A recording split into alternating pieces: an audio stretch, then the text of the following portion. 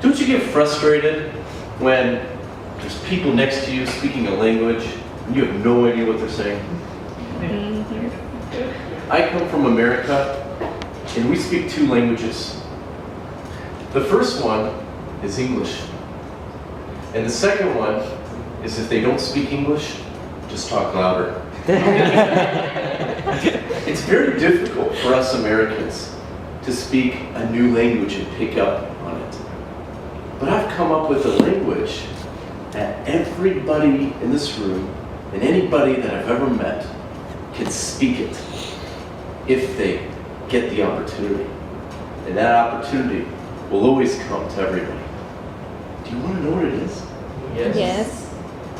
All right, let me show you. My wife and I were driving to dinner, and she was driving. And she always drives in the far right lane, going well below the speed limit. And there's always people waving at us, going,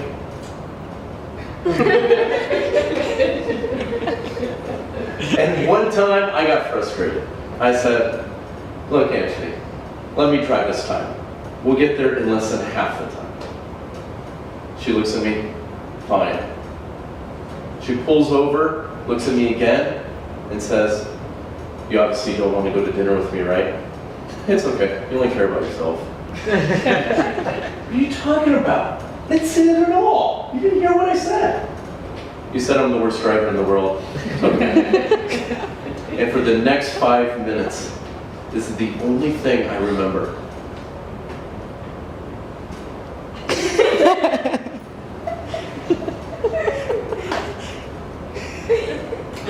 Do you know what kind of language we were speaking? It was pretty bad language. And it was not the kind of language that I wanted to speak that evening.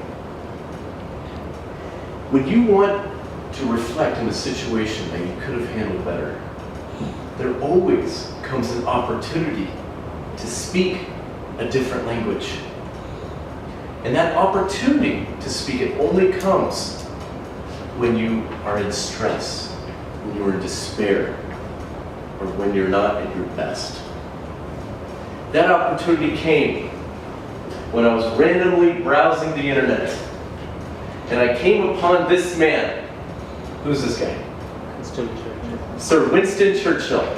In case you don't know, he was the leader of Great Britain during World War II against Nazi Germany. Who was in charge of Nazi Germany? Hitler. Adolf Hitler. When things seemed hopeless and bleak during the war, 1940, when they were down on their knees in full despair, he came up with this. What does this mean?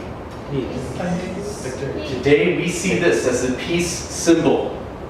But back in World War II, it meant something different. It meant the V for victory. And he started to show it during the opportunity when he was down on his knees, when the country was about to be defeated by Hitler. And people started to do this more often. And this kind of language was speaking to people of Britain. And they were doing this too. And they were saying, without even saying a word, people were starting to get hope and love and togetherness to unite and to overcome the odds when things seemed bleak and hopeless. And friends, eventually they won the war. But my browsing of the internet continued. I started to get more curious about the peace symbol. And I came upon the other peace symbol. The one where hippies wear on their shirts with something smoking in their mouth. This peace symbol, please remember it and how the symbols come. In 1958, a British artist came up with that symbol. And he came up with it using the language called semaphore language. In case you don't know what semaphore language is, It is when you're on a ship and you have two flags waving down ships. But there's actually a language when you do it. Like this, or this. This symbol with the upside down V is the letter N. This symbol, straight up, is the letter D. It stands for ND, nuclear disarmament. In 1958, this man, the British artist, came up with this symbol. But in 1958, that was the height of the Cold War, when things seemed hopeless, when the entire world felt that a nuclear war could happen at any moment.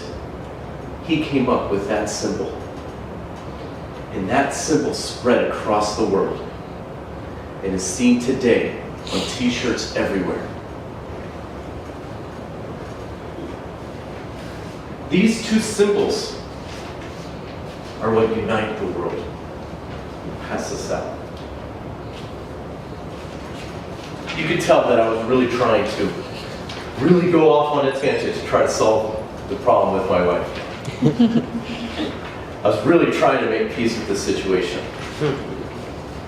But with these symbols, even though they don't have any words, they were speaking to me in a new language. A language that brought hope, that brought love. And even when circumstances seemed bleak and hopeless, they spoke something else. In every situation in your life, whether it's arguing with your partner, or when your friend decides to not show up to a coffee date that you took out for your busy schedule, I say to you all, speak victory, speak hope, speak forgiveness, speak the language that we all speak today. Back to you.